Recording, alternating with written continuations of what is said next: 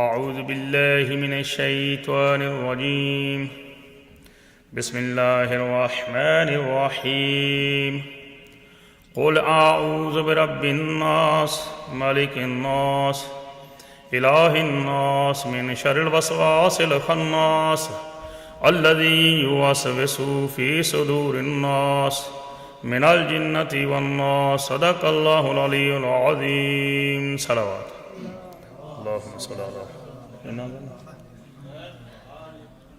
التماس کرتا ہوں زین جعفری سے ممبر پہ آئیں اور ایک عدد سورت سنائیں بآواز بلند صلوات۔ بسم اللہ الرحمن الرحیم انا انزلناہ فی لیلۃ القدر وما ادراک ما لیلۃ القدر لیلۃ القدر خیر من الف شہر تنزل الملائکۃ والروح فیہا بإذن ربہم من کل امر سلام سلام ہی حتی مطلع الفجر۔ اللہم صل علی محمد وآل محمد۔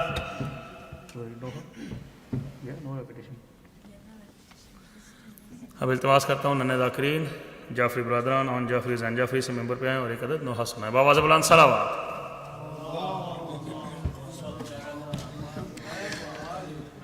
نعرہ تکبیر، نعرہ تکبیر، نعرہ رسالت، نعرہ رسالت، نعرہ حیدری، نعرہ حیدری، بلند تر صلوات۔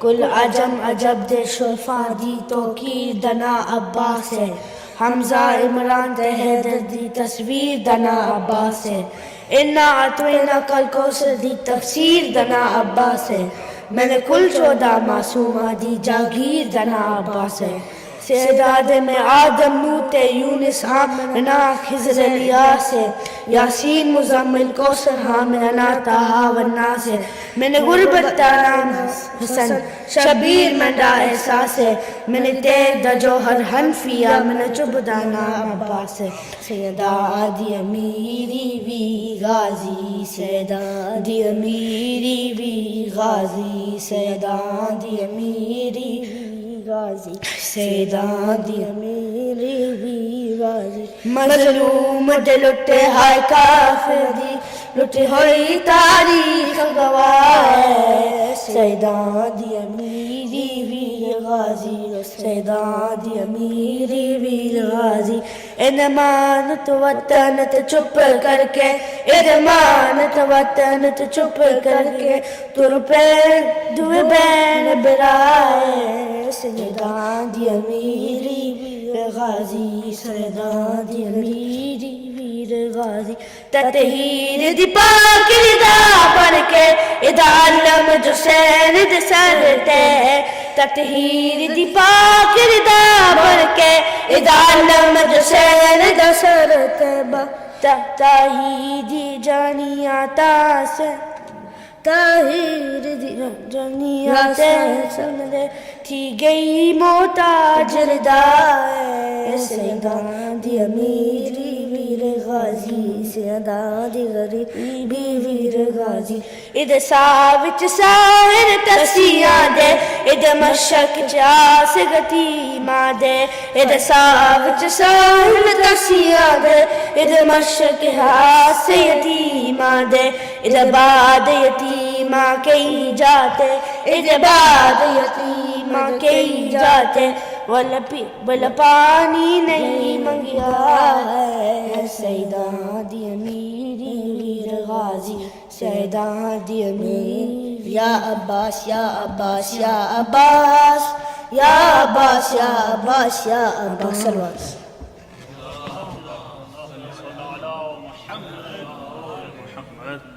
بار دیگر بلند صلوات۔ محمد وآل محمد۔ التماس کرتا ہوں ذاکر اللہ بیت ویس جعفری سے ممبر پہ آئیں اور ایک عدد نوحہ سنائیں بآواز بلند صلوات۔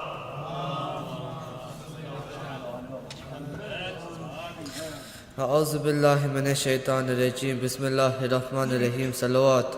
اللہم صل علی محمد وآل محمد۔ تم نے کوشش تو کی مٹانے کی، نام لیکن حسین پاکی ہے، تم نے کوشش تو کی مٹانے کی، نام لیکن حسین پاکی ہے وسیلہ حسین دنیا میں، ہے وسیلہ حسین دنیا میں، آخرت کا ہی یہی شافی ہے، تم نے کوشش تو کی مٹانے کی، نام لیکن حسین پاکی ہے، تم نے حسین کو قتل کر کے، تم نے حسین کو قتل کر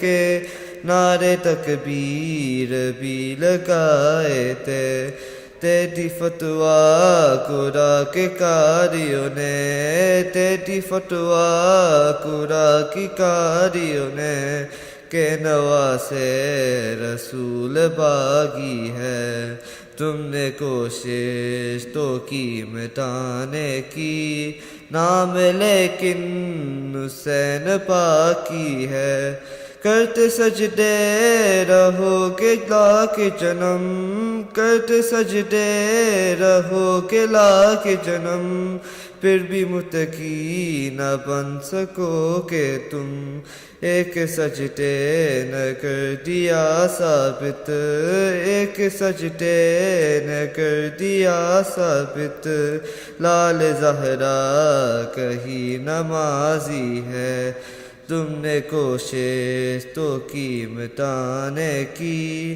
نام لیکن حسین پاکی ہے، جب زمینوں اور آسمانوں پہ، جب زمینوں اور آسمانوں پہ گونجتی ہے صدا ہے ماتم کی، تو نے لیکن نو مفتی بیدت کی، تو نے لیکن نو مفتی بیدت کی، فتویٰ ہر دور میں لگا دی ہے، تم نے کوشش تو کی مٹانے کی، نام لیکن حسین باقی ہے، آیت انما یرید اللہ، آیت انما یرید اللہ، کیا سمجھتے یا تم نہیں پڑھتے، تیرا کردار یہ مسلمان سن، تیرا کردار یہ مسلمان سن،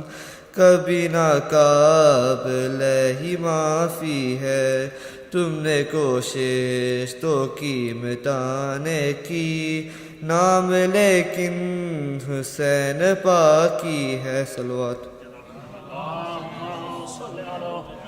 محمد و آل محمد۔ اب التماس کرتا ہوں داخل بیت فرحان جعفری سے ممبر پہ آئیں اور ایک عدد نوحہ سنائیں، بآواز بلند صلوات۔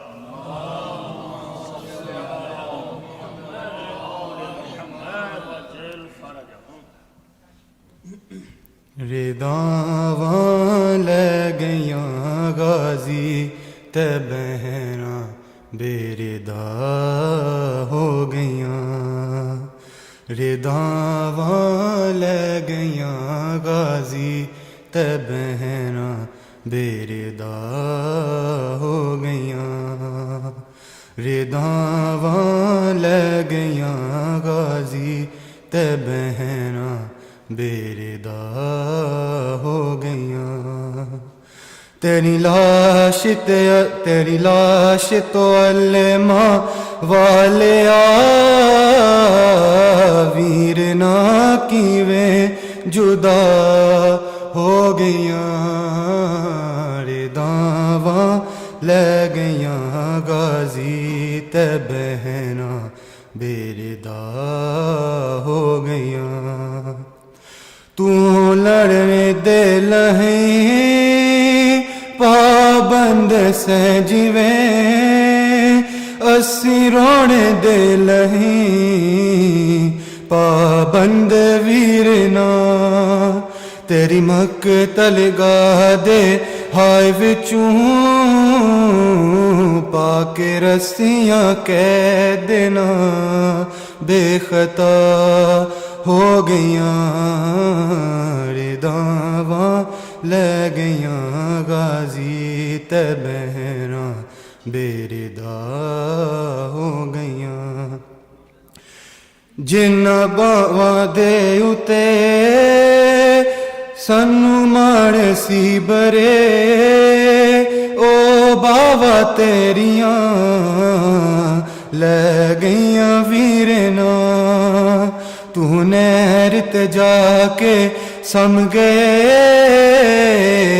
پردیداراں بے آسرا ہو گئیاں رداواں لے گئیاں غازی تے بہراں بے ردا ہو گئیاں اسی شام دے طرف پیدل نہ جاندیاں جے دین دے فرض ہوندے نہ ویرنا تیرے غم وچ غازی ویکھ لے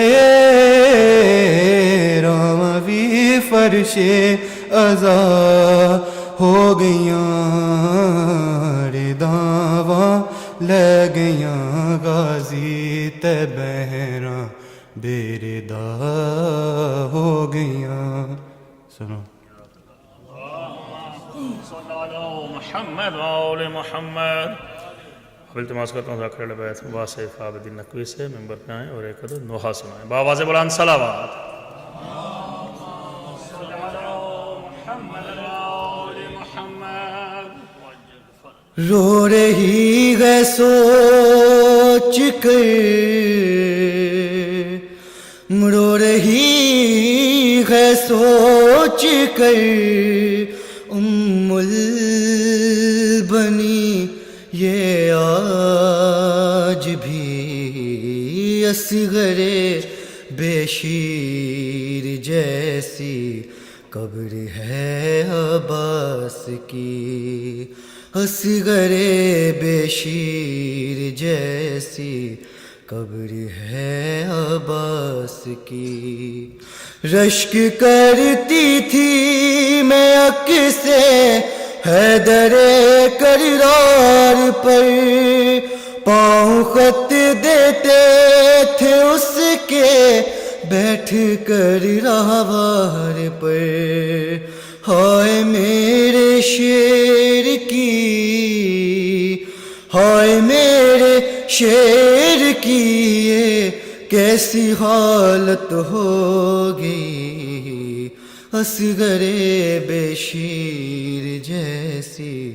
قبر ہے عباس کی باپ کے بدلے مسلمانوں نے بیٹے سے لیے سر جدا ہے تل جدا بازو جدا ہے شیر کے آپ کی تصویر ٹکڑے ہو گئی ہے یالی اصغر بے شیر جیسی قبر ہے عباس کی کب سماتا تھا میری چادر میں تو اے میری لال کر دیا ہے ظالموں نے یہ تیرے لاشے کا حال ہے میرے سر کی ردا بھی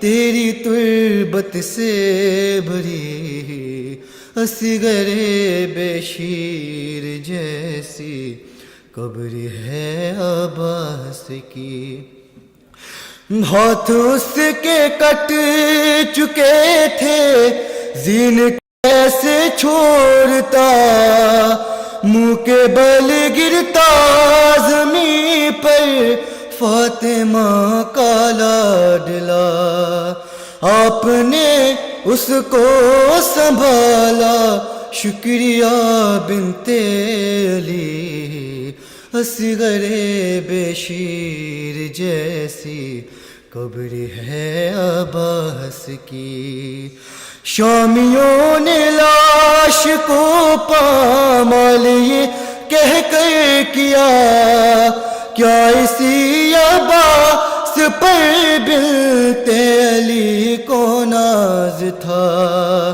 ثانی زہرا سمائے دیکھ کر روتی رہی، اصغر بشیر جیسی قبر ہے عباس کی، رو کے کرتی ہے سلام کو تکلم کربلا، فاطمہ زہرا سے ماں بیٹے نے کی ایسے وفا، مادر عباس کی تربت بھی ہے ٹوٹی ہوئی، اصغر بشیر جیسی قبر ہے عباس کی، اصغر بشیر جیسی قبر ہے عباس کی۔ صلوات علی محمد و آل محمد۔ بار دیگر بلند آواز سے درود بھیجے محمد و آل محمد کا، اللہم صل علی محمد و آل محمد۔ التماس کرتا ہوں ذاکر البیت میسم علی مہدی سے ممبر پہ آئیں اور ایک عدد نوحہ سنائیں بآواز بلند صلوات۔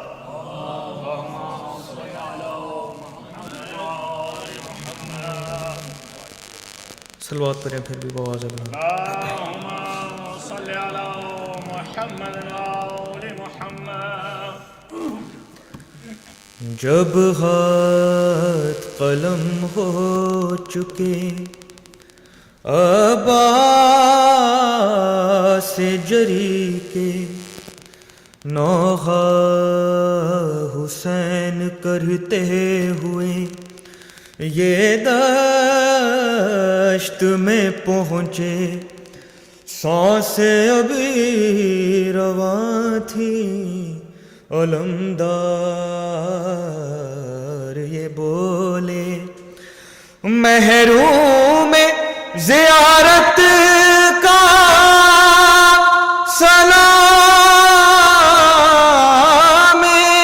اخیر ہے، ایک آنکھ میں لہو ہے بھرا، ایک میں تیر ہے، آقا میرے مولا، آقا میرے مولا، میں کیسے اٹھوں آقا میرے ہاتھ نہیں ہے، میرے ہاتھ نہیں ہے، میں کیسے اٹھوں آقا میرے ہاتھ نہیں ہے، میرے ہاتھ نہیں ہے، پاؤں نہیں چھو سکتا میرے ہاتھ نہیں ہے، میرے ہاتھ نہیں ہے، آقا یہ غلامی کا صلہ کیسا دیا ہے، کس پیار سے سر اپنے زانوں پہ رکھا ہے، اٹھ کر سلام کرتا میرے ہاتھ نہیں ہے، میرے ہاتھ نہیں ہے، دل روتا ہے مرتے ہوئے کیا بے ادبی ہے، جن ہاتھوں کے کٹنے سے قمر شہ کی جھکی ہے، سیدھی نہیں کر سکتا میرے ہاتھ نہیں ہے، میرے ہاتھ نہیں ہے، جو ہاتھ تیرے کام نہ آئے میرے مولا، بچپن میں ہی کٹ جاتے تو ہوتا بہت اچھا، تم ان کو نہیں چھونا میرے ہاتھ نہیں ہے، میرے ہاتھ نہیں ہے، بھاری ہے علم تم نہ اٹھاؤ اسے مولا، ٹوٹی ہے کمر دیکھیے تنہا نہ اٹھے گا، آقا میں ہوں شرمندہ میرے ہاتھ نہیں ہے، میرے ہاتھ نہیں ہے، گودی میں سکینہ کو اٹھاؤں گا میں کیسے، کس طرح نبھاؤں گا غلامی کے طریقے، تم اس کو بتا دینا میرے ہاتھ نہیں ہے، میرے ہاتھ نہیں ہے۔ بڑا مشہور واقعہ آپ سب جانتے ہیں کہ تاریخ میں لکھا ہے کہ بی بی زہرا ایک عالم کے خواب میں آتی ہیں اور ان سے فرماتی ہیں کہ آپ میرے لال حضرت عباس کی ساری مصیبتیں بیان کرتے ہو، لیکن ایک مصیبت آپ میرے بیٹے کی بیان نہیں کرتے جو میں شعر میں پڑھنے جا رہا ہوں۔ جب زی سے زمین کی طرف آنے لگا مولا، نہ کوئی مددگار تھا نہ کوئی سہارا، اس وقت خیال آیا میرے ہاتھ نہیں ہے، میرے ہاتھ نہیں ہے، میں کیسے اٹھوں آقا میرے ہاتھ نہیں ہے، میرے ہاتھ نہیں ہے۔ صلوات پر آواز دو۔ محمد وآل محمد وجل اب التماس کرتا ہوں ذاکر البیت ناصر عباس جعفری صاحب سے ممبر پر تشریف لائیں اور فضائل و مصائب اہل بیت بیان کریں بآواز بلند صلوات۔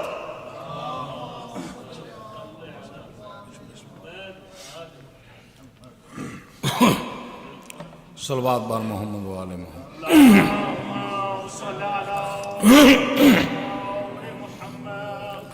اللہ کریم دی پاک بارگاہ وچ دعا ہے تو سنسارے اندر ٹر آیا پرسا ذاکرین دا پڑھیا قبلہ علامہ صاحب دی ڈیوٹی خالق کے کائنات اپنی پاک بارگاہ دے وچ قبول و مقبول فرمائے۔ فرمان مصطفیٰ دا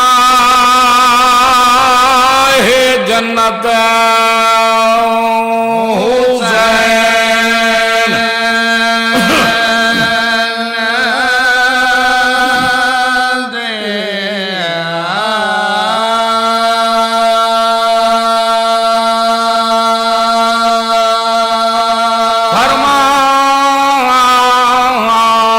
فرمان مصطفیٰ دا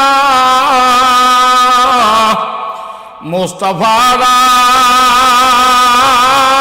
ہے جنت حسین،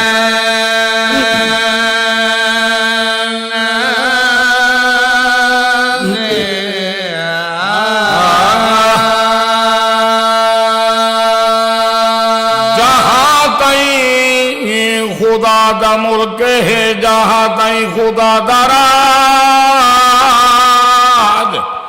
اللہ دی ہے کائنات حکومت حسین، حسین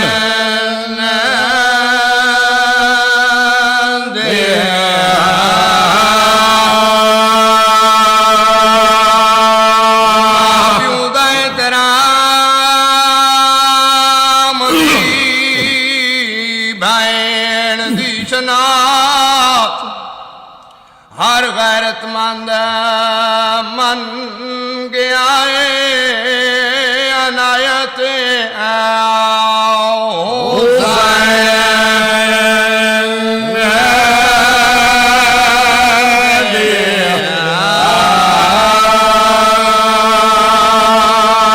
تلکوں آنکھیں ڈر نہیں ڈردا کیوں ہے، میں نے 18 ہاشمی جوان ٹر گئے، میری اکھاں دا نور میرا اکبر دین تو لے گیا ہے، میرے حسن ویر دی نشانی بچڑا ٹر گیا ہے، میری کمر دا زور مینڈا ویر عباس دین تو لے گیا ہے تینڈا ہاتھ نپنا لا کوئی نہیں ڈردا کیوں ہے تو خنجر چلا چلا آخر کرے سیاد شرافت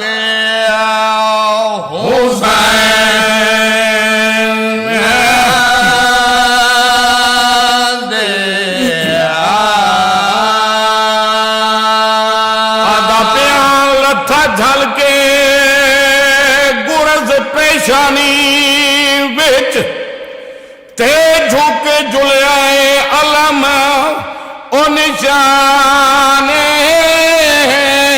عباس دسین انہیں اوے لتے کیتا خیمے وچ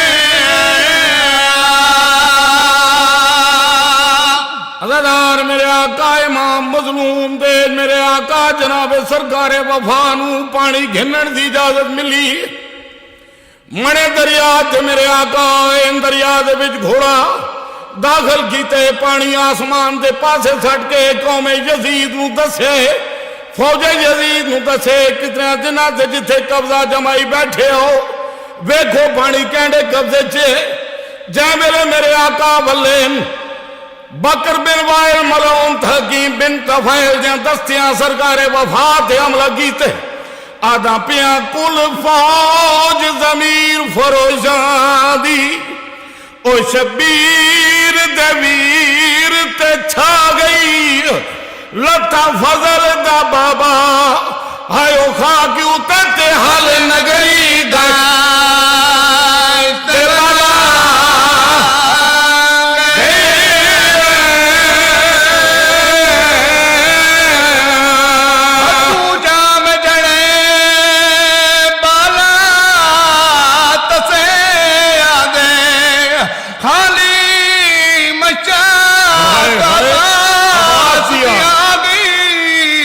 بھول گئے پردے مستورا کو خیام دی بدل فضا گئی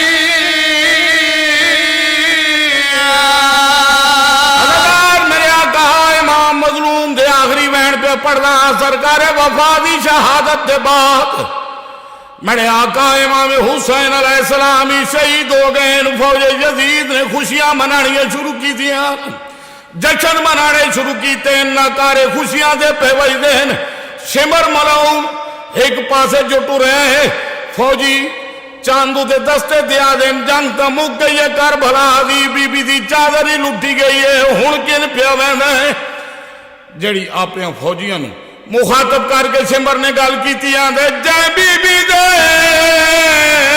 پردے کیتے تے مولا غازی سرکار دی لاش تے قریب آئے قریب آ کے سرکار نو مخاطب کر کے جڑی گل پہ کر آدھے جے بی بی دے پردے کیتے تے تینڈی ہائی مشہور وفائے اے چادرے تینڈی سین زینب دی کوئی وس لگ دئی تالا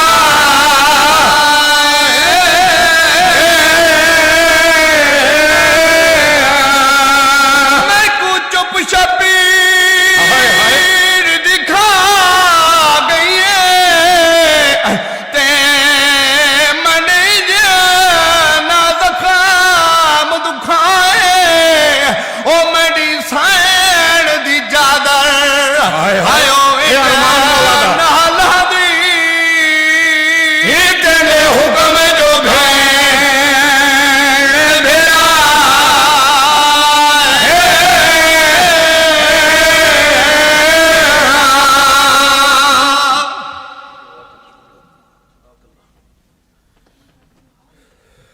बाबा बुलंद दुरूद भेजिए मोहम्मद वाले मोहम्मद की दावत सल्लल्लाहु अलैहि मुहम्मद व आले मुहम्मद वज्जल फरजहुम।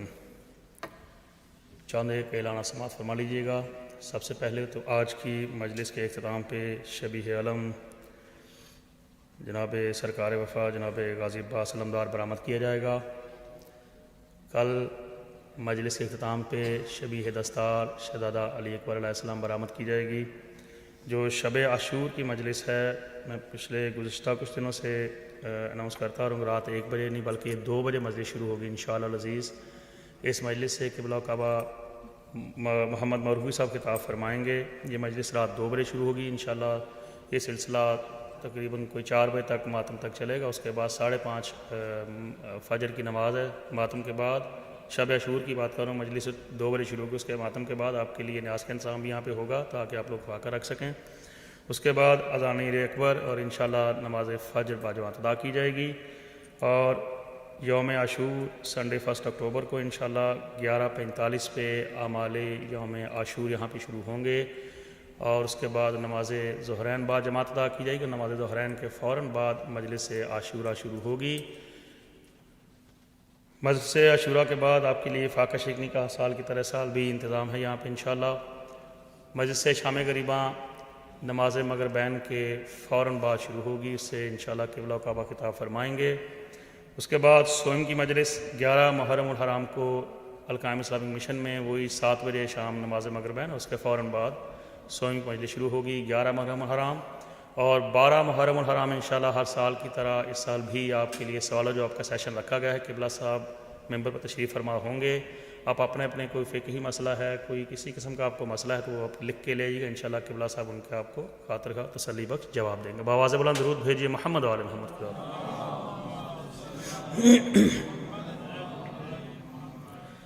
आज चूँकि दिन है बाबुल हवाज की शहादत का, तो इबादत में मेरा भी जी चाह रहा है कि एक बंद सिर्फ मुसाहिब का जनाब अब्बास का तारुफ़ करवा दूँ कि अब्बास है कौन।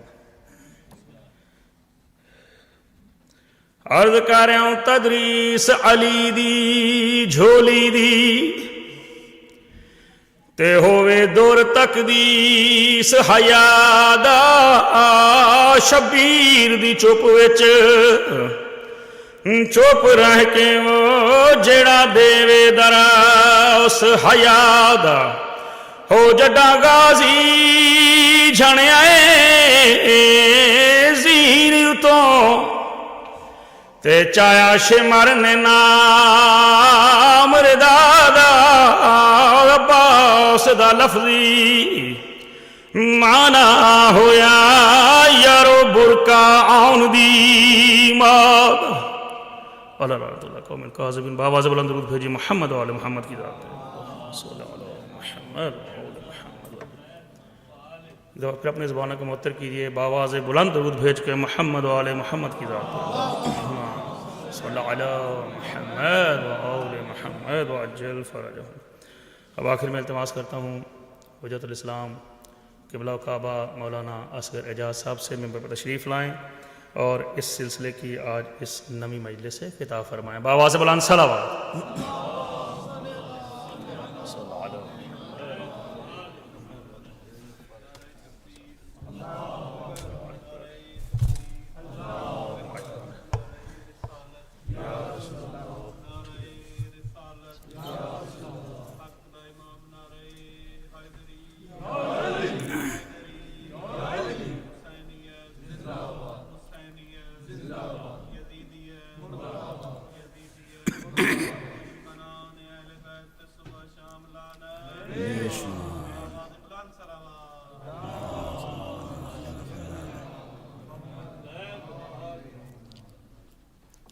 रहमल्लाहु मन क़रअल फ़ातिहा।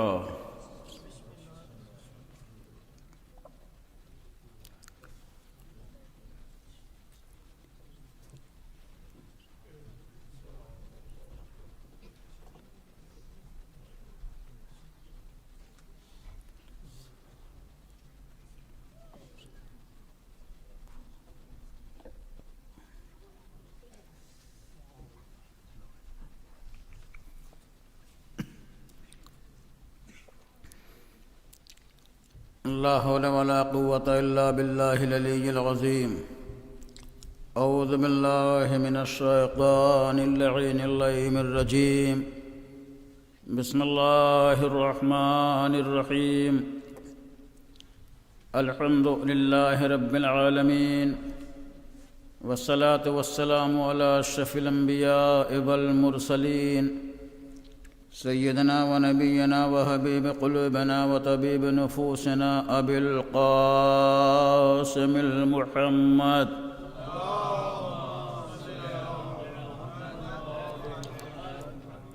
وعلى آله الطيبين الطاهرين المعصومين، واللعنة الدائمة الباقية على أعدائهم أجمعين من الآن إلى قيام يوم الدين. أما بعد، فقد قال الله تعالى في الفرقان الحميد والقرآن المجيد وقوله الحق: أعوذ بالله من الشيطان اللعين اللئيم الرجيم.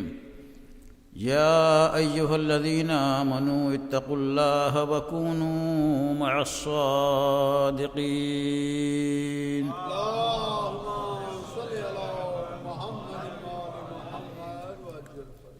ایک اور بلندر صلوات بھیجیے آپ حضرات.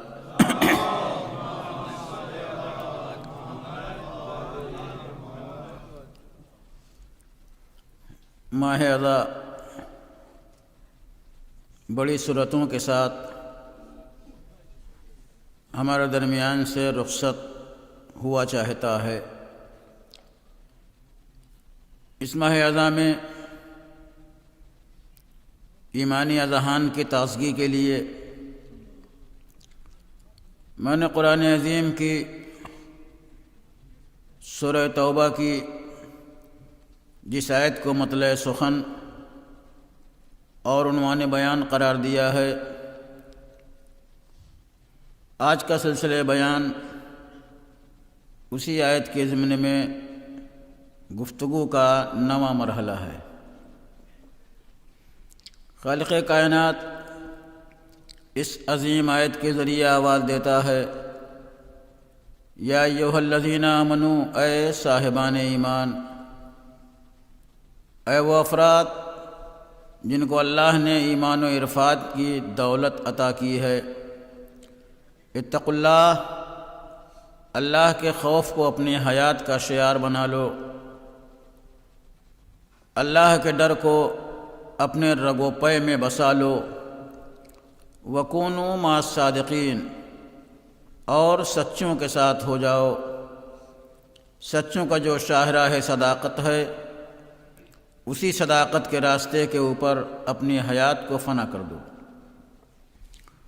قرآن عظیم کی یہ بڑی عظیم آیت ہے، جس آیت کے حوالے سے ایمان و تقوی کے ساتھ ساتھ صاحبان صداقت اور صادقین کے کردار کے اوپر گفتگو کا سلسلہ جاری اور ساری ہے. صادقین کا کردار کائنات کا وہ عظیم کردار ہے جس کردار کے مقابلے میں کسی انسان کا کردار کوئی حیثیت نہیں رکھتا. وہ قوم انتہائی حرمہ نصیبی اور بد نصیبی کا شکار ہیں جن کے پاس کردار اور صداقت کا کوئی اعلیٰ نمونہ نہیں پایا جاتا. ہم انتہائی خوش قسمت ہیں اور اللہ نے ہمارے اوپر انعامات و اکرامات کی بارش کی ہے.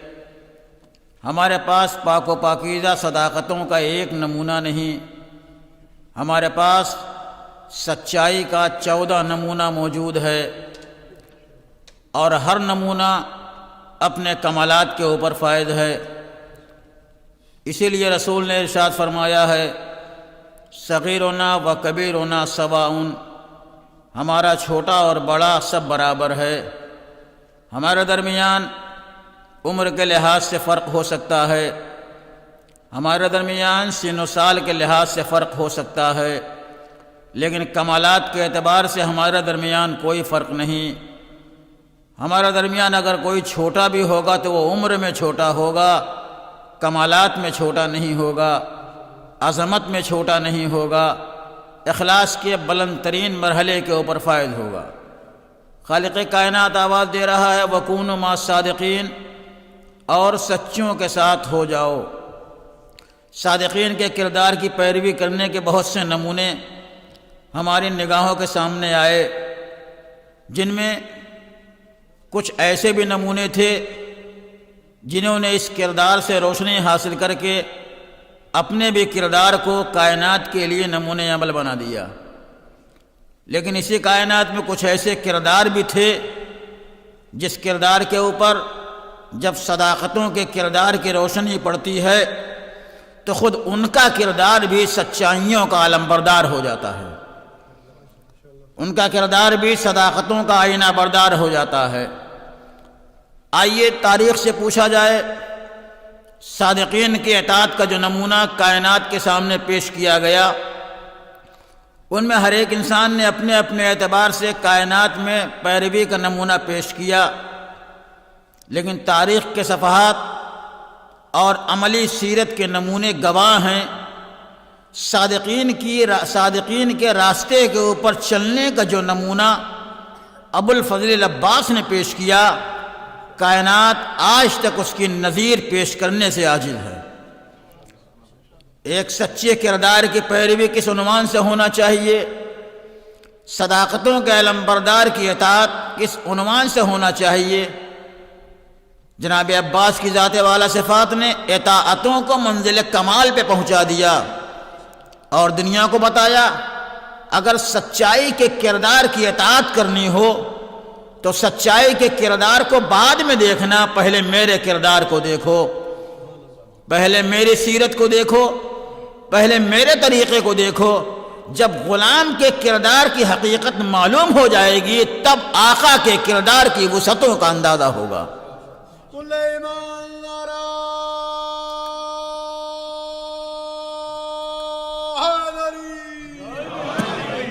لہذا چاہتا ہوں آج ایک ایسی عظیم ذات کی خدمت میں نذران عقیدت پیش کیا جائے جس کا کردار ایک پاکیزہ کردار رہا ہے، جس کی سیرت ایک بلند ترین سیرت رہی ہے، اور اس کے پہلے اس سیرت کا نہ کوئی جواب ہے، اور اس کے بعد آج تک اور آج سے قیامت تک اس سیرت کا کوئی جواب کائنات میں ممکن نہیں۔ کائنات میں ایک خاندان آیا تھا جس خاندان میں ایثار، فداکاری، جانبازی، قربانی، شہادت، شہامت کی ایک تاریخ لکھی گئی تھی، جس تاریخ کا آغاز ابو طالب کی قربانیوں سے ہوتا ہے اور جس تاریخ کا اختتام عباس کی شہادت کے اوپر ہوتا ہے۔ ایثار و فداکاری کی جس تاریخ کا آغاز ابو طالب نے حفاظت رسول سے کیا تھا، عباس نے اسی تاریخ کو حفاظت حسین کے عنوان سے منزل کمال کے اوپر پہنچا دیا، اور ہمیشہ ہمیشہ کے لیے اسلام کو وجود عطا کرنے کے لیے اپنے دل کا لہو دے دیا۔ اب یہ عباس کے جسم کا لہو نہیں ہے، اسلام کے چہرے کی سرخی ہے جو عباس کی شہادتوں کا عنوان کائنات کے اندر بنی ہوئی ہے۔ اب یہ رنگ دنیا کے مٹانے سے مٹ نہیں سکتا، بلکہ جیسے جیسے زمانہ گزرتا جائے گا ویسے ہی ویسے اس خون کی تاثیر اور اس کا رنگ نکھرتا جائے گا۔ تو مسلسل فداکاری، ایثار کی ایک تاریخ لکھی گئی۔ اس تاریخ کا آغاز ابو طالب نے حفاظت رسول سے کیا تھا، لیکن ابو طالب کو اپنے علم ولایت کی بنیاد کے اوپر معلوم تھا وہ اس کائنات میں ہمیشہ نگاہ ظاہر میں موجود رہنے والے نہیں ہیں، لہذا انہوں نے حفاظت اسلام کی ذمہ داری اپنے فرزند علی کے دوش کے اوپر رکھی، اور علی نے بڑی جانفشانی کے ساتھ اس ذمہ داری کو منزل کمال تک پہنچایا۔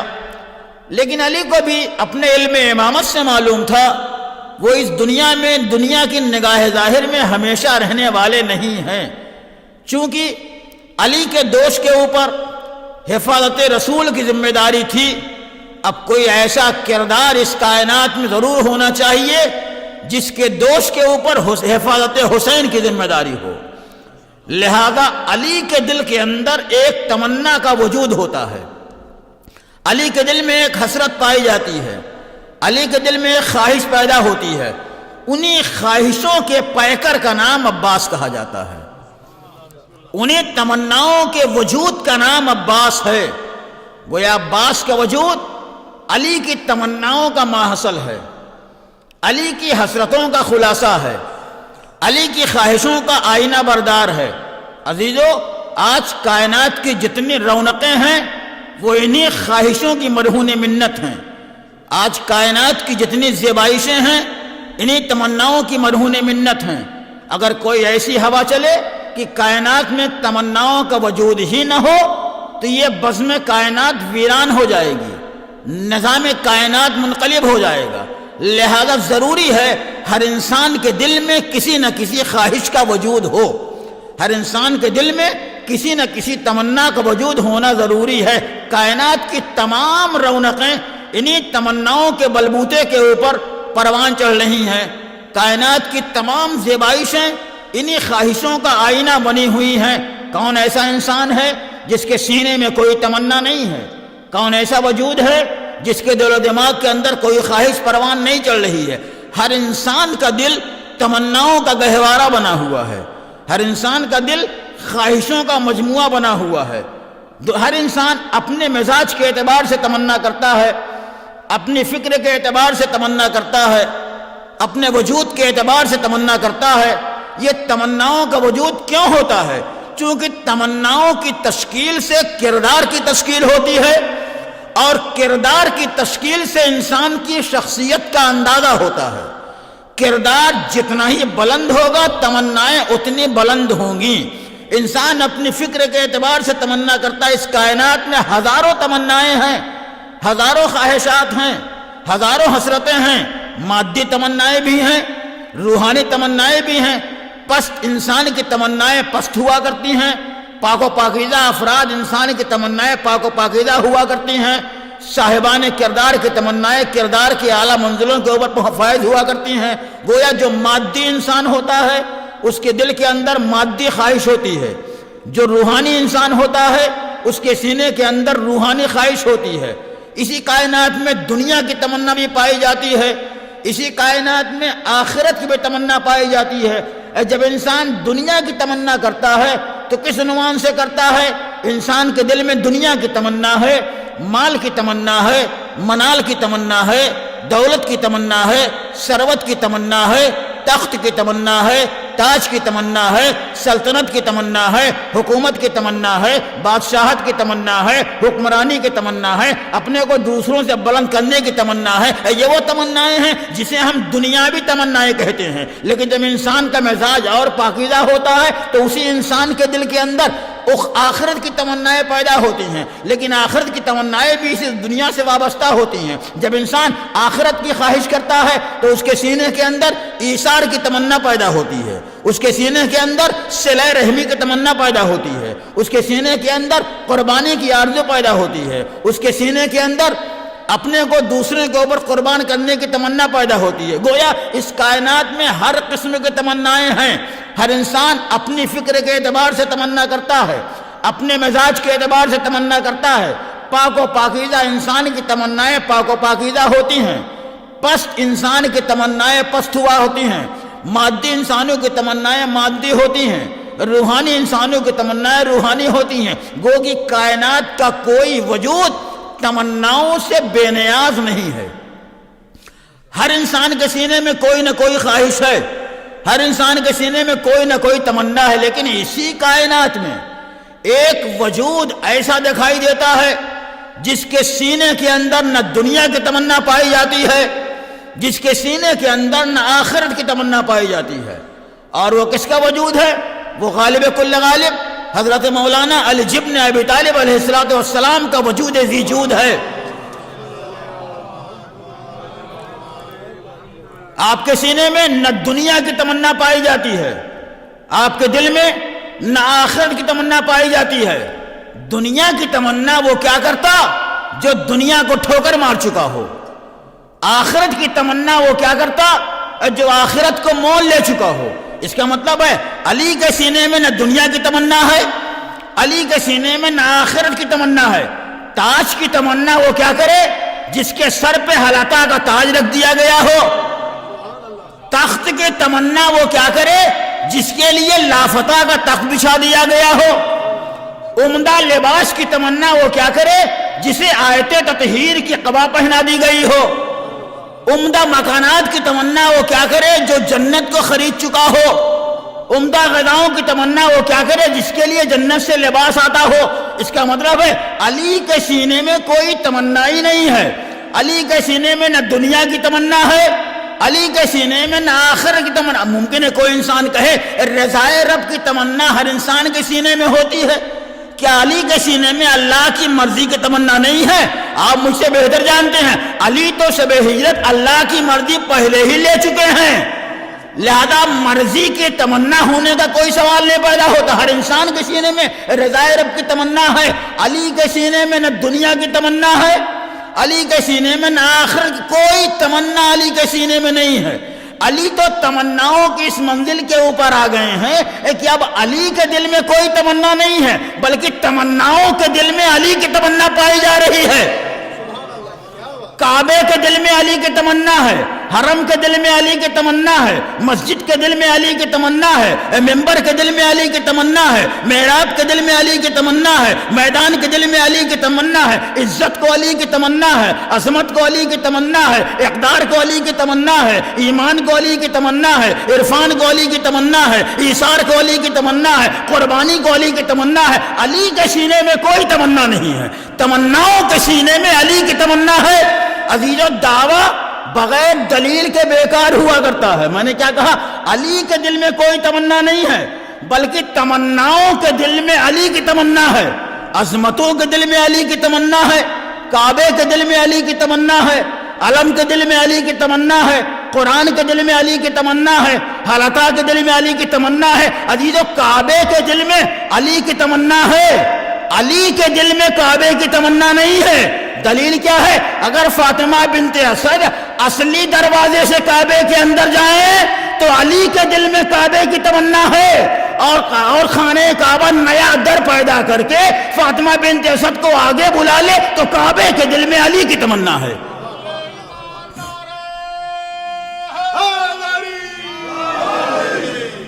عزیزو، حالتا کے دل میں علی کی تمنا ہے، علی کے دل میں حالتا کی تمنا نہیں ہے۔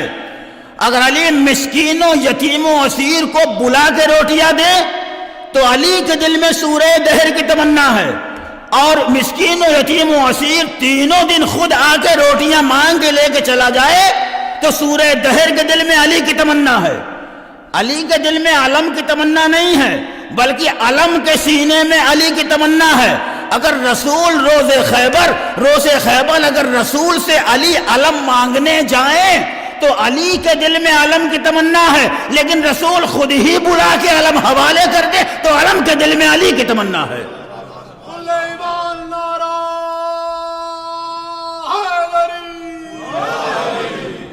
علی کے سینے میں کوئی تمنا نہیں ہے، وہ علی جس کے دل میں کوئی تمنا نہیں ہے، جس کے سینے میں کوئی خواہش نہیں ہے، وہ علی فضائل جس کی آرزو کریں، وہ علی کمالات جس کی تمنا کریں، عظمتیں جس کی احتیاج کریں، ضرورتیں جس کی تمنا کریں، اسی کے دل کے اندر ایک تمنا پیدا ہوتی ہے۔ دنیا غور کرے، جس نے آج تک کبھی کوئی تمنا ہی نہ کی ہو، اس کے سینے میں اگر کوئی تمنا پیدا ہوگی تو وہ تمنا کتنی بلند ہوگی۔ علی نے آج تک کوئی تمنا نہیں کی، اس علی کے سینے کے اندر ایک تمنا پیدا ہوتی ہے، اور کیسی تمنا؟ ایک بیٹے کی تمنا پیدا ہوتی ہے، ایک فرزند کی تمنا پیدا ہوتی ہے۔ عقیل کو قریب بلاتے ہیں اور آواز دیتے ہیں، میرے بھائی عقیل، تم عرب کے حسب و نسب کے ماہرین میں شمار ہوتے ہو، کسی خاندان کی کسی ایسی بہادر عورت کا انکشاف کرو جس سے علی عقد کرے تو ایک بہادر بیٹے کا وجود ہو۔ میں کہوں گا، یا علی، یہ آپ عقیل سے کیوں پوچھ رہے ہیں؟ عقیل کی نگاہ وہی تک کام کرے گی جہاں تک تاریخ ان کا ساتھ دے گی۔ کہاں عقیل کی نگاہ کی وسعت؟ اور کہاں آپ کی نگاہ کی وسعت؟ آپ تو ایک نظر اٹھائیں گے تو آدم سے لے کے خاتم تک، اور خاتم سے لے کے آج تک، اور آج سے لے کے قیامت تک ہر نسب کا جائزہ لے لیں گے۔ کہاں آپ کی نگاہ کی وسعت، کہاں عقیل کی وسعت؟ یا آپ عقیل سے کیوں پوچھ رہے ہیں؟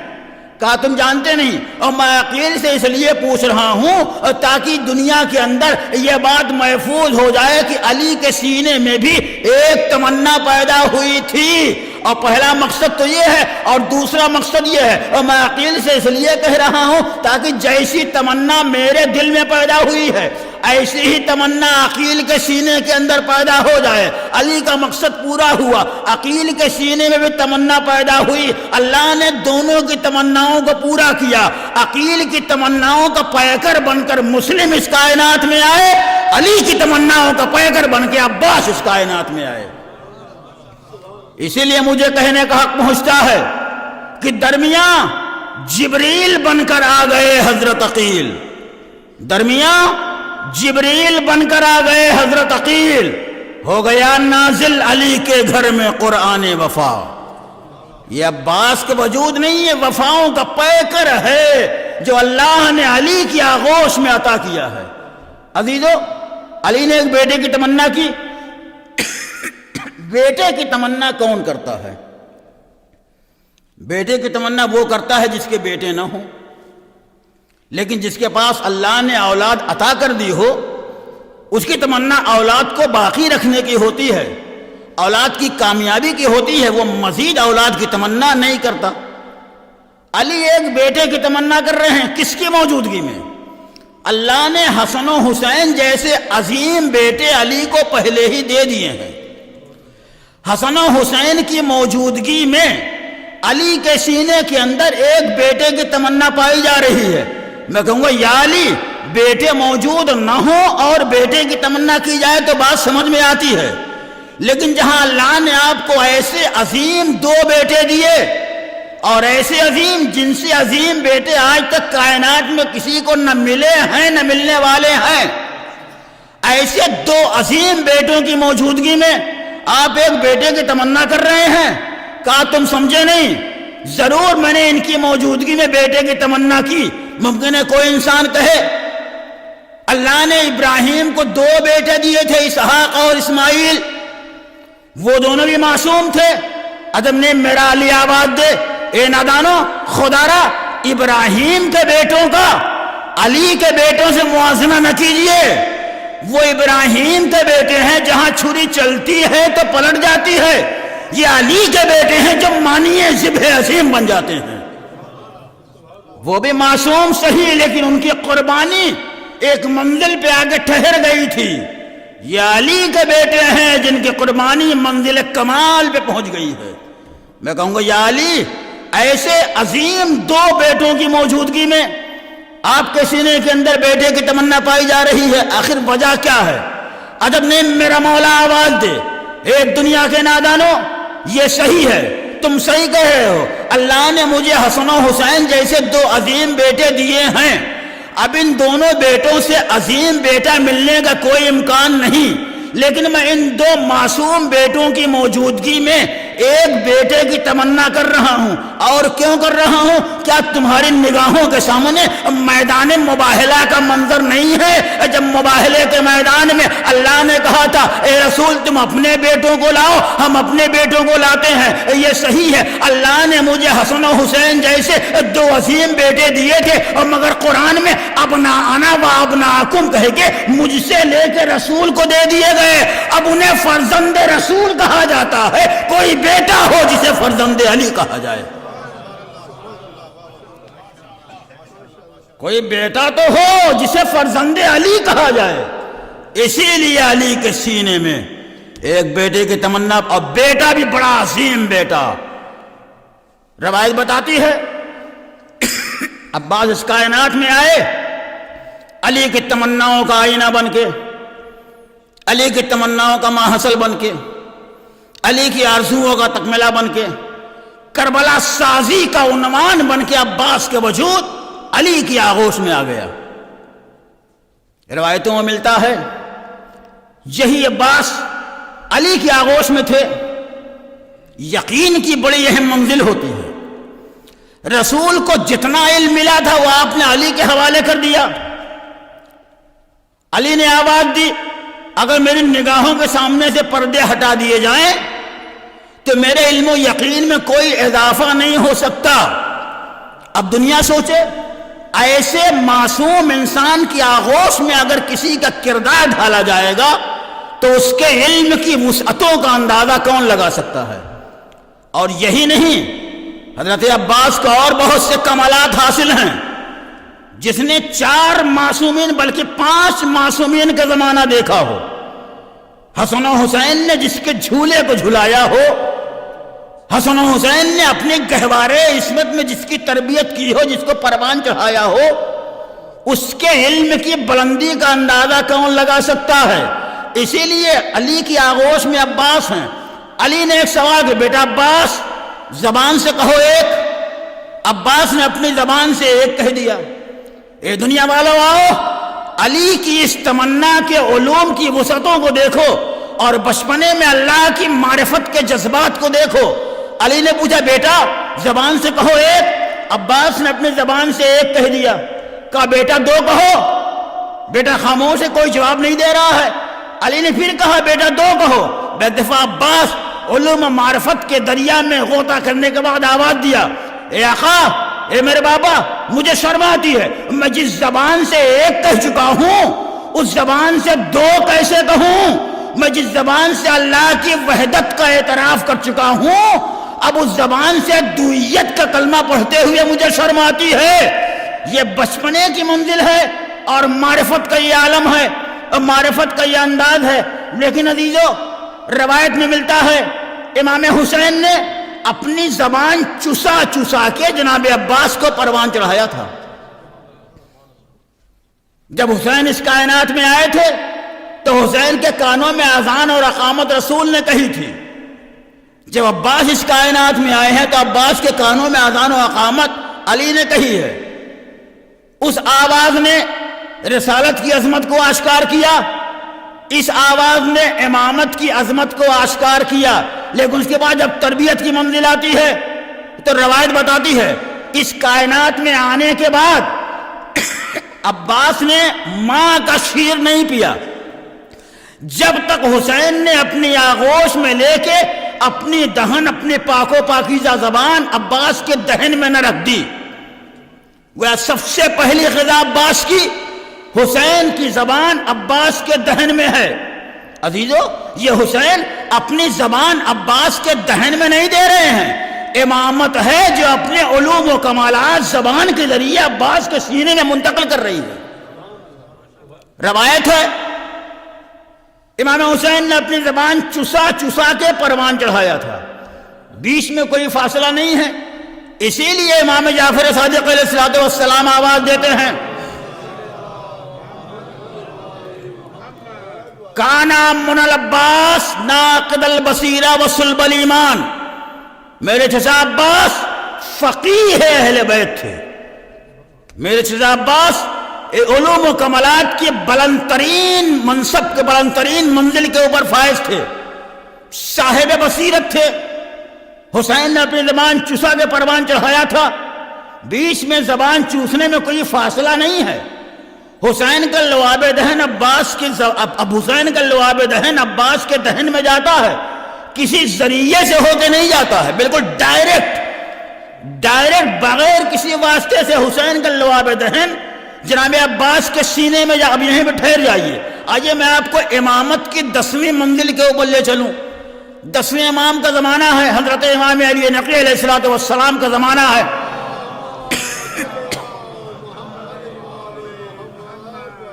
آپ کا ایک صحابی آپ کے پاس موجود ہے، تاریخ نے اس کا نام لکھا ہے ابو ہاشم جعفری۔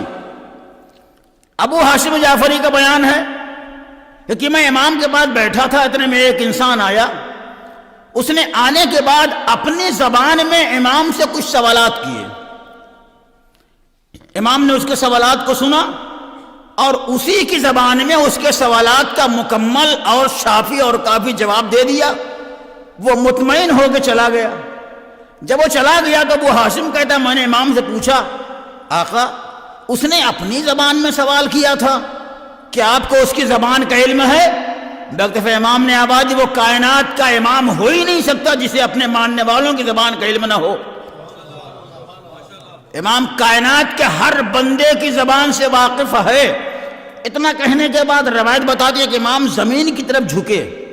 جھکنے کے بعد ایک کنکر اٹھایا امام نے اس کنکر کو پہلے اپنے دہن کے اندر رکھا. جب وہ کنکر امام کے لعاب دہن سے بھیگ گیا، امام کے لعاب دہن سے تر ہو گیا، تو امام نے اپنے دہن سے وہ کنکر نکالا اور ابو ہاشم جعفری کے حوالے کیا. کہا ابو ہاشم اس کنکر کو اپنے دہن کے اندر رکھ لو. اب ابو ہاشم کا بیان ہے، میں نے جیسے ہی امام کے لعاب دہن سے بھیگی ہوئی کنکری کو اپنے دہن کے اندر رکھا، اللہ نے مجھے اسی وقت 70 زبانوں کا علم دے دیا. کتنے زبانوں کا علم دے دیا؟ مجھے 70 زبانوں کا علم دے دیا. آپ نے غور کیا؟ امام کا لعاب دہن ڈائریکٹ ابو ہاشم کے دہن میں نہیں گیا تھا. کنکری سے مس ہو کے جب لعاب دہن امام کا اپنے چاہنے والے کے دہن میں پہنچتا ہے تو وہ 70 زبانوں کا ماہر ہو جاتا ہے. اب دنیا غور کرے، جس کے لعاب دہن میں یہ تاثیر ہو اس کے علم میں کیا تاثیر ہوگی، اور جس کے علم میں یہ تاثیر ہوگی اس کے خون میں کیا تاثیر ہوگی، اور اس کے خون میں کیا تاثیر ہوگی جسے رسول نے اپنا خون کہا ہوگا، اپنا گوشت کہا ہوگا، اپنا پوست کہا ہوگا. ایک دنیا والوں، تم لعاب دہن کے ذریعے کتابوں کے اوراق کھولتے ہو، امام لعاب دہن کے ذریعے علوم کے دروازے کھولتا ہے. لیکن واقعہ کیوں پیش کیا؟ صرف اس لیے پیش کیا کہ امام کا لعاب دہن ڈائریکٹ ابو ہاشم کے دہن میں نہیں گیا تھا. پہلے امام نے کنکری دہن کے اندر رکھی. جب کنکری امام کے لعاب دہن سے بھیگ گئی، تر ہو گئی، امام نے وہ کنکری نکالی، ابو ہاشم کو دیا. وہ اس نے رکھتے ہی 70 زبانوں کا ماہر ہو گیا. اے دنیا والو، آؤ اس عباس کے علم کی وسعتوں کا اندازہ لگاؤ جس نے ڈائریکٹ امامت کی زبان چوسی ہو. جہاں درمیان میں کوئی واسطہ ہی نہ ہو، وہاں واسطہ تھا تو وہ 70 زبانوں کا ماہر ہو گیا. یہاں کوئی واسطہ نہیں ہے، لہذا عباس بھی حدیث کی روشنی میں عالم علم لدنی ہے. عباس کو بھی کائنات میں معصومین نے عالم علم لدنی کہا ہے، اور یہ تنہا وہ ذات ہے جسے معصومین کے کلام کی روشنی میں عبد صالح کا خطاب دیا گیا ہے. ہم اور آپ اگر کسی کو صالح کہیں تو اس کی کوئی حقیقت نہیں، لیکن جس کی زبان عصمتوں کے سانچے میں ڈھلی ہوئی ہو، وہ اگر کسی وجود کو عبد صالح کہتا ہے تو اس کی ذات کی وسعتوں کا اندازہ کوئی نہیں لگا سکتا. عزیزارو، یہ عباس کا وجود ہے. کتابوں میں ملتا ہے کہ آپ انتہائی وجیح تھے، بڑے خوبصورت تھے، بڑے حسین و جمیل تھے. لیکن عزیزو، یہ تو اس خاندان کا شرف ہے، اس خاندان کا کمال ہے. اس خاندان میں جو آیا وہ خوبصورت ہی تھا، وہ حسن و جمال کا آئینہ تھا. اس خاندان میں جو آیا اسے آفتاب بھی کہا گیا، اسے مہتاب بھی کہا گیا، اسے تارا بھی کہا گیا. عبد مناف کے حسن کے بارے میں ملتا ہے انہیں قریش کا تارا کہا جاتا تھا. دنیا انہیں قریش کا تارا کہتی تھی. عبد المطلب کے حسن کا کوئی جواب نہیں تھا. ابو طالب کے چہرے کی وجاہت، ابو طالب کے چہرے کا جلال، ابو طالب کے چہرے کا جمال تاریخ میں آج بھی یادگار ہے. اور جب سرور کائنات کی منزل آتی ہے تو سرور کائنات تو کائنات کے عظیم ترین حسن کا نام ہے. جس کے صدقے میں کائنات پیدا کی گئی ہو، جس کا حسن کائنات میں تقسیم کر دیا گیا ہو تو کائنات کو خوبصورتی نصیب ہوئی ہو، اس کے حسن کا اندازہ کون لگا سکتا ہے؟ رسول کے بعد علی کی ذات کو دیکھیے، آپ کے چہرے کے جمال کا کوئی جواب نہیں. علی کے بعد حسن و حسین کی منزل کو دیکھیے. گویا اس گھرانے میں جو بھی ہے وہ سورج ہے، اس گھرانے میں جو بھی ہے وہ چاند ہے. جسے بھی دیکھیے اپنے حسن و جمال میں کوئی کسی کو تارا کہا گیا، کسی کو چاند کہا گیا، کسی کو آفتاب کہا گیا. اس خاندان کا شرف ہی ہے کہ اللہ نے انہیں حسن و جمال کا آئینہ بنا کے بھیجا ہے. یہی وہ ہیں جو کائنات میں جمال تقسیم کیا کرتے ہیں، یہی وہ ہیں جن کے صدقے میں کائنات کو حسن ملتا ہے، یہی وہ ہیں جن کے صدقے میں کائنات کو خوبصورتی کی دولت ملتی ہے۔ ان کے حسن کا کائنات میں کوئی جواب نہیں ہے۔ اس گھر میں جو آتا ہے وہ سورج ہے، اس گھر میں جو بھی آیا ہے وہ چاند ہے۔ اب میرا آپ سے سوال ہے، جہاں ہزاروں چاند چمک رہے ہوں، جہاں ہزاروں سورج چمک رہے ہوں، ایسے خاندان میں ایک بچہ پیدا ہوتا ہے جسے بنی ہاشم کا چاند کہا جاتا ہے۔ جہاں ہر کوئی سورج ہے، ہر کوئی چاند ہے، ایسے خاندان میں ایک بچہ آتا ہے جسے قمر بنی ہاشم کہا جاتا ہے۔ عزیزو، چاند اگر اندھیرے میں چمکے تو کوئی کمال نہیں، وہ تو اندھیروں کو روشن کرے گا ہی۔ چاند تاریکیوں میں چمکتا ہے، چاند ظلمتوں میں چمکتا ہے، چاند اندھیروں میں چمکتا ہے، تو اس میں چاند کا کوئی کمال نہیں۔ جہاں ہزاروں چاند چمک رہے ہوں، وہاں کوئی اپنے کو قمر بنی ہاشم کہلائے تو اسے عباس کہا جاتا ہے۔ ایک صلوات بھیج دیں بر محمد۔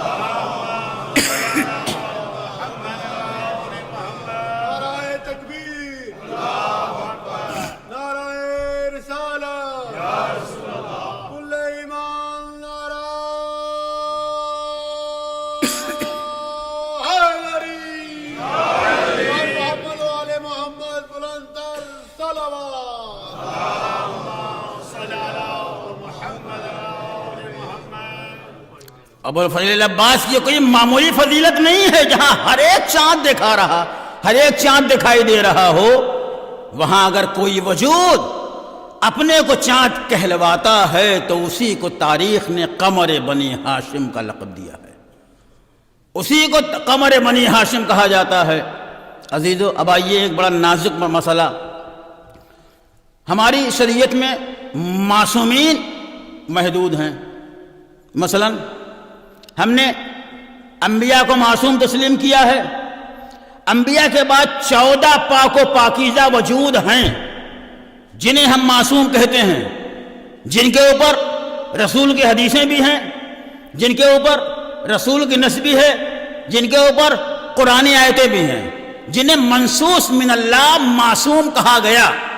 لیکن اسی کائنات میں کچھ ایسے افراد بھی ہیں جن کے دامن کردار کے اوپر گناہوں کا کوئی داغ نہیں ہے، جن کے لباس کے اوپر کسی قسم کا کوئی عیب ہے ہی نہیں۔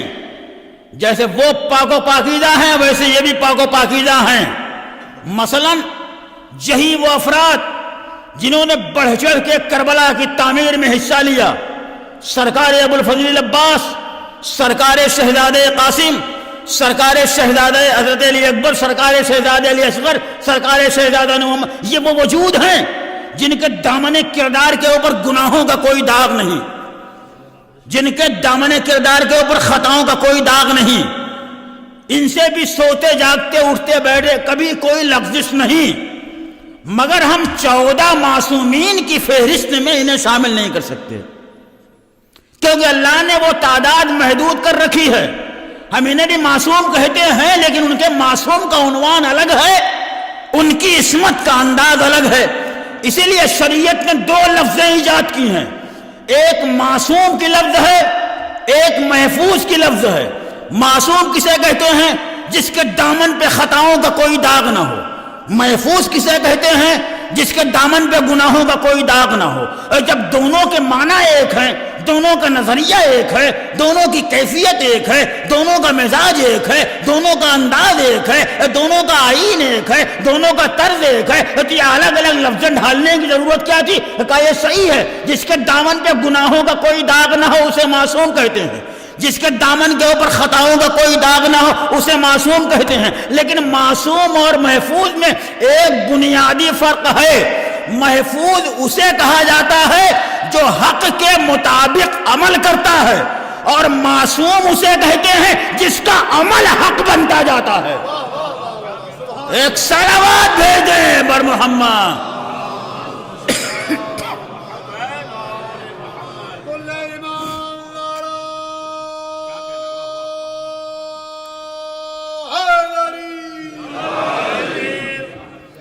جو حق کے مطابق عمل کرتا ہے پوری حیات، اسے محفوظ کہا جاتا ہے، اور جس کا عمل خود حق بنتا جائے اسے معصوم کہا جاتا ہے۔ اگر میری بات روشن نہ ہوئی ہو تو ایک مثال سے بات کو روشن کرتا ہوں۔ اے دنیا والوں، عباس اور حسین کی عصمت کا مرحلہ کیا ہے ایک مثال سے واضح کرتا ہوں۔ ہمیں سورج سے بھی روشنی ملتی ہے، ہمیں چاند سے بھی روشنی ملتی ہے، لیکن آپ مجھ سے بہتر جانتے ہیں سورج کی روشنی اپنی ذاتی روشنی ہے۔ اللہ نے سورج کے سینے میں کچھ ایسے ذرات رکھے ہیں جو بذات ہی روشن ہیں، انہی ذرات کی بنیاد کے اوپر سورج روشن ہے، چمک رہا ہے۔ لیکن چاند کی روشنی اپنی ذاتی روشنی نہیں ہے۔ جب سورج کا عکس چاند کے اوپر پڑتا ہے تب چاند روشن ہوتا ہے۔ سورج کی روشنی اپنی ذاتی روشنی ہے، چاند کی روشنی اپنی عارضی روشنی ہے۔ چاند چمکنے میں سورج کا محتاج ہے۔ اگر سورج اپنی ضیاؤں کی خیرات چاند کو نہ دے تو چاند روشن نہیں ہو سکتا، چاند تابناک نہیں ہو سکتا، چاند روشن اور ضیابار نہیں ہو سکتا۔ کیوں؟ اس لیے کہ اس کی روشنی عارضی لی ہوئی ہے، مستعار لی ہوئی ہے۔ اگر سورج دے گا تو روشن ہوگا، سورج نہیں دے گا تو روشن نہیں ہوگا۔ سورج بذات ہی روشن ہے، چاند بذات ہی روشن نہیں ہے۔ جب سورج کا سایہ چاند پہ پڑتا ہے تب چاند روشن ہوتا ہے۔ ایک دنیا والوں، عباس اور حسین کی عصمت کا یہی مرحلہ ہے۔ حسین کی عصمت اپنی ذاتی عصمت ہے، اور عباس حسین کے کردار کی روشنی میں معصوم دکھائی دے رہے ہیں۔ ایک صلوات بھیج دیں بر محمد۔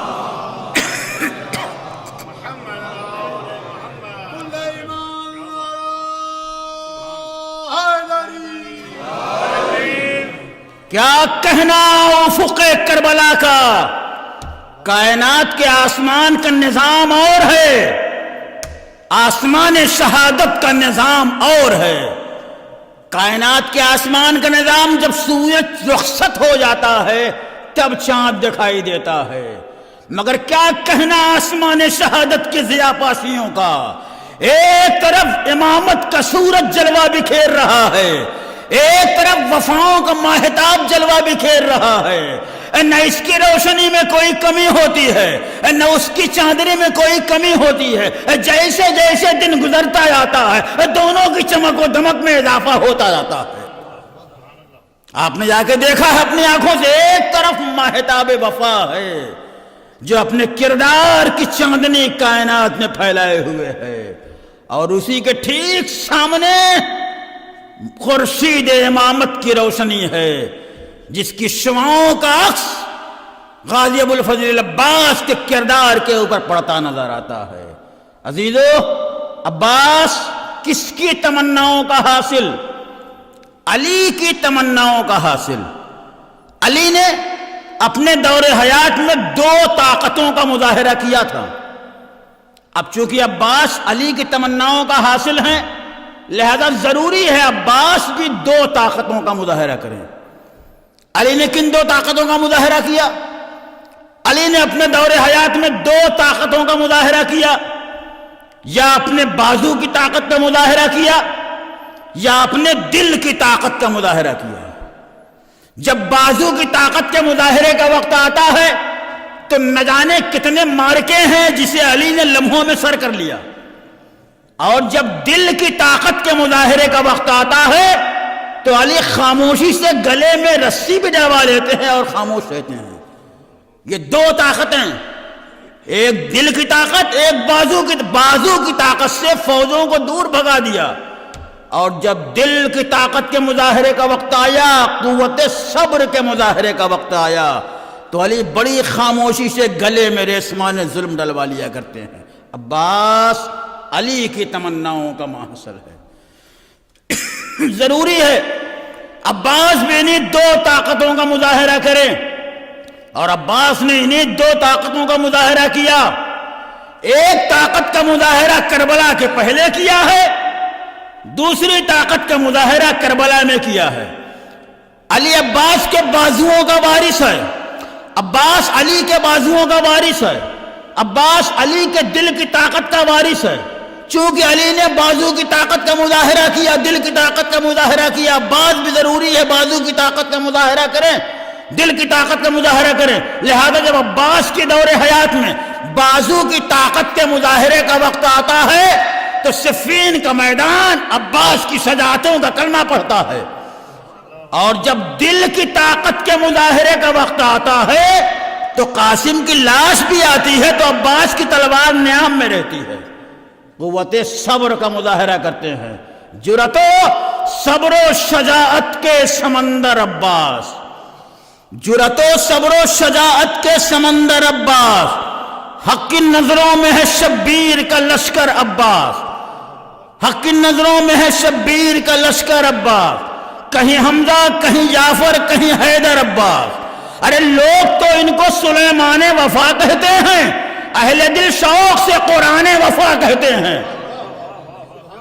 دریا کی طرف شیر الہی کا گزر ہے، دریا کی طرف شیر الہی کا گزر ہے، ہیبت کا وہ عالم ہے کہ رن زیر و زبر ہے، ہیبت کا وہ عالم ہے کہ رن زیر و زبر ہے، اور آنکھوں سے اجل بانٹ رہا ہے سر مقتل، آنکھوں سے اجل بانٹ رہا ہے سر مقتل۔ عباس کی تلوار ہے یا تیغ دوسر ہے، اور جس شعر کے لیے شعر پیش کیا وہ شعر سماعت فرماتے جائیے کہ دو ہاتھ کٹے رکھے ہیں مقتل کی زمین پر، دو ہاتھ کٹے رکھے ہیں مقتل کی زمین پر، پڑھ لیجئے قرآن وفا 2 ہی سطر ہے، دو ہاتھ کٹے رکھے ہیں مقتل کی زمین پر، پڑھ لیجئے قرآن وفا 2 ہی سطر ہے۔ عباس نے اپنے وجود کا نذرانہ حسین کے قدموں کے اوپر پیش کر دیا، لیکن تاریخ کا بیان جب امام چہارم باعجاز کربلا پہنچے ہیں اور شہداء کو گوشہائے لحد کے حوالے کیا ہے تو میری سمجھ میں نہیں آتا، امام چہارم نے تمام شہداء کو گنج شہیدہ کے حوالے کر دیا، لیکن عباس کی قبر فرات کے کنارے الگ بنائی، اس کے علاوہ 1-2 اور شہید ہیں ان کی قبر الگ بنے، جناب حر کی قبر الگ ہے، جناب عون کی قبر الگ ہے، لیکن اکثر تمام شہداء کو چوتھے امام نے گنج شہیدہ کے حوالے کیا، لیکن جناب عباس کو فرات کے کنارے الگ دفن کیا۔ میری مجال نہیں کہ امام کے فعل کے اوپر اعتراض کروں، امام کی مصلحت امام جانتا ہے، امام کے کردار کے اوپر کسی کو لبکشائی کرنے کا حق حاصل نہیں ہے، لیکن دل کے اندر ایک بات ہے، اسی لیے بات زبان پہ آ گئی ہے، اے آقا آخر آپ نے تمام شہداء کو گنج شہیدہ کے حوالے کیوں کیا؟ عباس کو فرات کے کنارے الگ کیوں دفن کیا؟ کہا تجھے نہیں معلوم ایک زمانہ وہ بھی آنے والا ہے جب میرا عباس باب الحوائج بن جائے گا، میرے عباس کی قبر سے معجزات کا ظہور ہوگا۔ اگر میں حسین کے پہلو میں دفن کر دیتا تو عباس کا معجزہ حسین کا معجزہ ہو جاتا، عباس کی کرامت ظاہر نہ ہوتی۔ میں نے اسی لیے عباس کے قبر کو الگ بنایا تاکہ ایک طرف حسین کا معجزہ حسین کے کردار کا کلمہ پڑھوائے، دوسری طرف عباس کا معجزہ کردار حسینی کے کلمے کے ساتھ ساتھ اس عصمت کا کلمہ پڑھوائے جو عصمت حسین کے کردار کی روشنی میں حاصل ہوئی ہے۔ یہ ہے عباس کا وجود، اور خدا کی قسم کتنا عظیم وجود! عباس نے زندگی بھر اپنے کو حسین کا غلام کہا ہے۔ تاریخ میں ملتا ہے جب ام المنین عقد کے بعد علی کی دہلیز کے اوپر آئی تھی اور حسن و حسین نے ماں کہہ کے استقبال کیا تھا تو ایک دفعہ ام المنین نے آواز دی، شہزادو میں اس گھر میں تمہاری ماں بن کے نہیں آئی ہوں، ارے یہ فاطمہ کی چوکھٹ ہے، یہ زہرا کی چوکھٹ ہے، اور میں اس گھر پہ ماں بن کے نہیں آئی ہوں، ارے میں اس گھر میں تمہاری کنیس بن کے آئی ہوں۔ اے دنیا والوں سوچو، جو ماں اپنے کو حسن و حسین کی کنیس کہے، اس ماں کی گود میں اگر کوئی بیٹا پیدا ہوگا تو وہ بیٹا اپنے کو کیسے حسین کا بھائی کہے گا؟ جب ماں نے اپنے کو کنیس کہا ہے تو بیٹے نے ہمیشہ اپنے کو غلام کہا ہے۔ یہ ہے عباس کے کردار کی وسعت، کمسنی کا زمانہ ہے، عباس علی کی آغوش میں ہیں۔ ایک دفعہ بہادری کا ذکر چھڑ گیا، شجاعتوں کا تذکرہ ہونے لگا۔ علی نے کیا دیکھا؟ عباس نے آہستہ آہستہ اپنے آستینوں کو الٹنا شروع کر دیا۔ جیسے عباس اپنے آستینوں کو الٹ رہے تھے، علی کی آنکھوں سے آنسوؤں کا سیلاب جاری ہو گیا۔ سامنے ماں بیٹھی ہوئی تھی اور ماں نے آستینوں کو الٹتے ہوئے دیکھا، علی کی آنکھوں سے آنسوؤں کا سیلاب دیکھا، لیکن علی نے ایک عمل اور کر دیا۔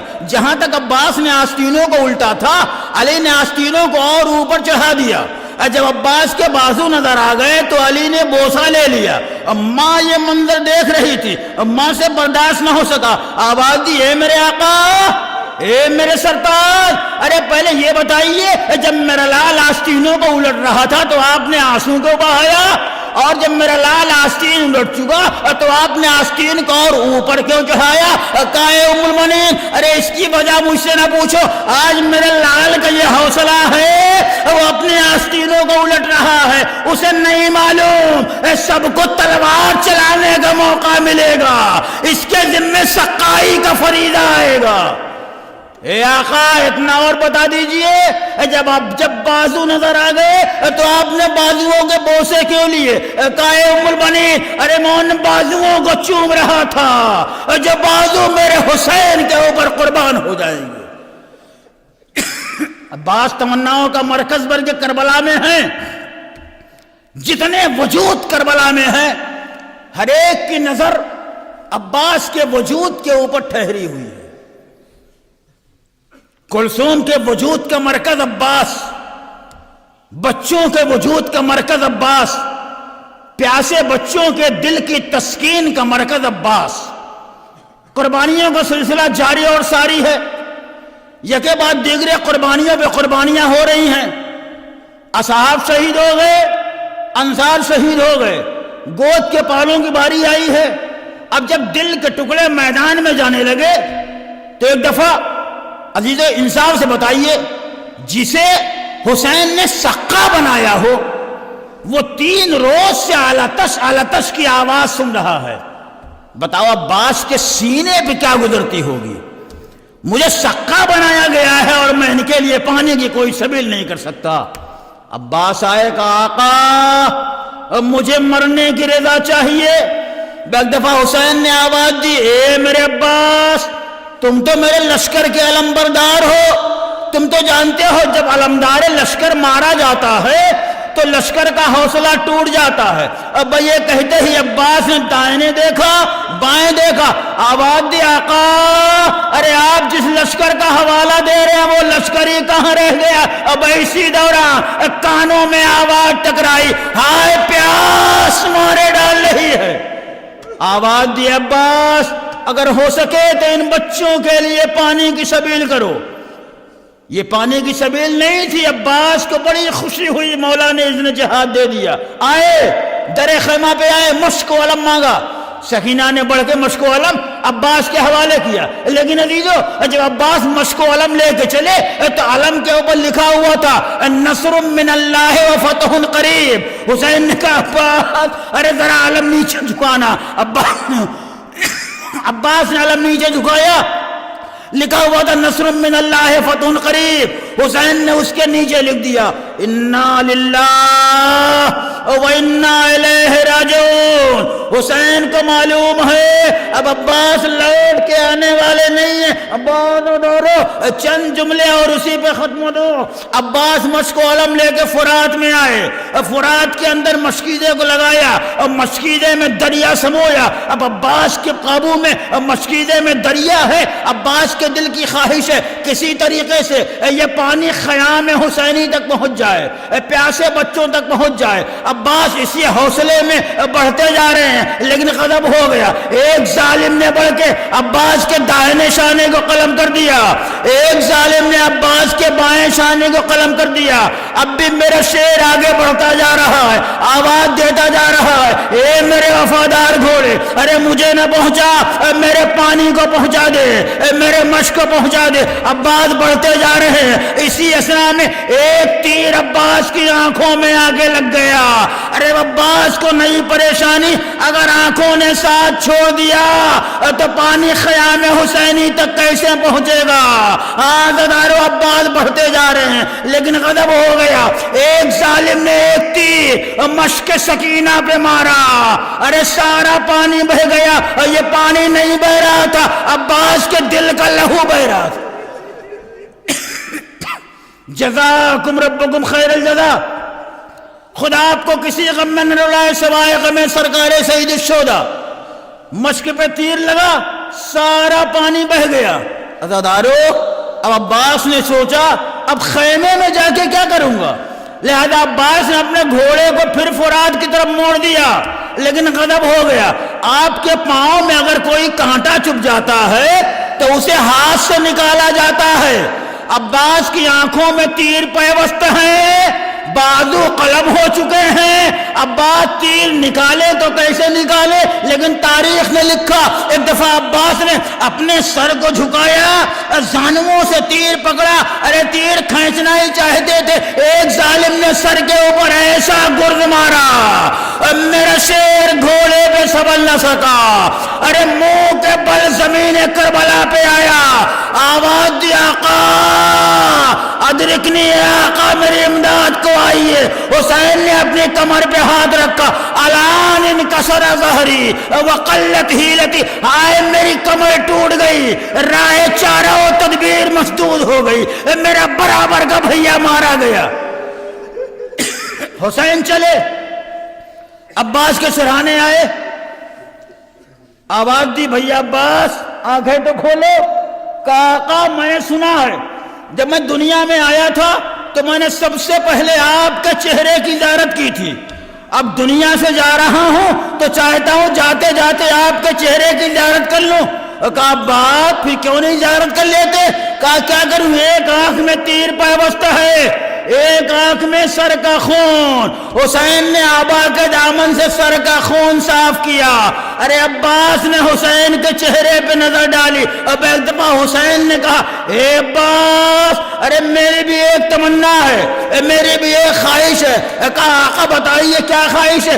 کہا اے عباس ارے تم جب سے پیدا ہوئے ہو تم نے حسین کو بھائی نہیں کہا ہے، ہمیشہ حسین کو آقا کہا ہے۔ اے عباس جاتے ہو تو جاتے جاتے ایک دفعہ مجھے آقا مجھے بھائی کہہ کے پکار دو، لیکن عزادارو عباس نے بھائی کو بھائی کہا، آواز دیے بھیا خدا حافظ، لیکن جیسے ہی حسین نے عباس کے سر کو اپنے زانو پہ رکھا، عباس نے فوراً سر کو ہٹا لیا، حسین نے پھر زانو پہ رکھا، عباس نے پھر ہٹا لیا، حسین نے پھر زانو پہ رکھا، عباس نے پھر ہٹا لیا۔ آواز دی اے عباس ارے اپنے سر کو میرے زانو سے کیوں ہٹائے جا رہے؟ کہے آقا ارے ابھی تو آپ کا زانو ہے اور میرا سر ہے، ابھی تھوڑی دیر کے بعد کون ہوگا جس کے زانو پہ آپ کا سر ہوگا؟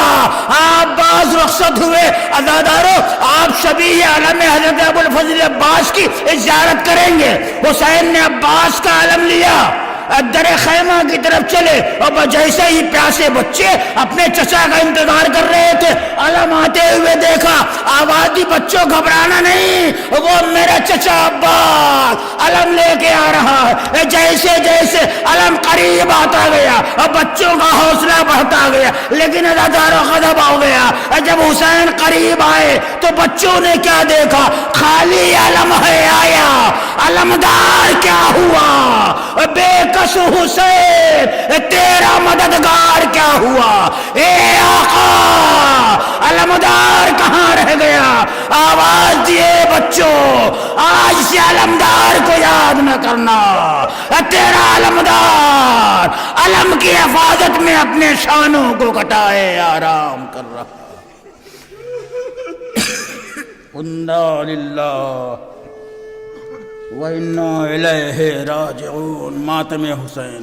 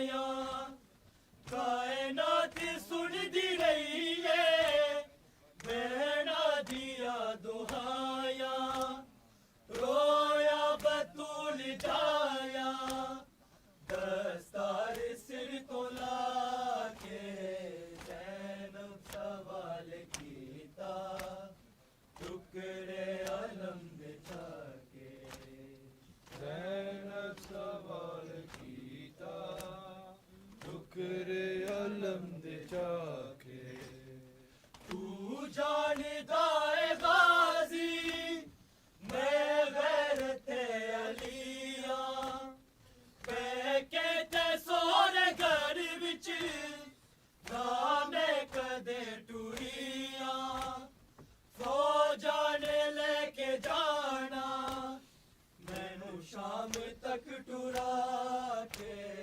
ज़ैनब सवाल कीता टुकड़े अलम दिखा के ज़ैनब सवाल कीता टुकड़े अलम दिखा के तेरे बाद चल गई है इंज जुल्म दी हनेरी मेरे पूरी तो बिछड़ गई गाजी सकीना तेरी लब के शिमर ले आया कौनू तमाचे लाके ज़ैनब सवाल कीता टुकड़े अलम दिखा के ज़ैनब सवाल कीता टुकड़े अलम दिखा के ज़ैनब सवाल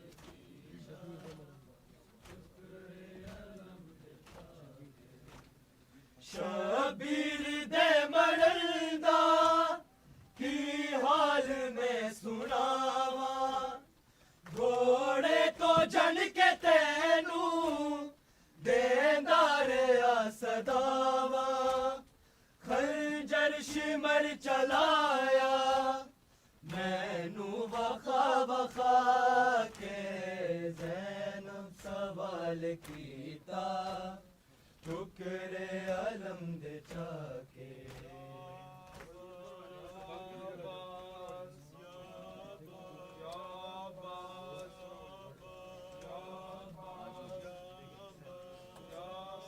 Audio. If you want to jump that side, that's the formation, lads.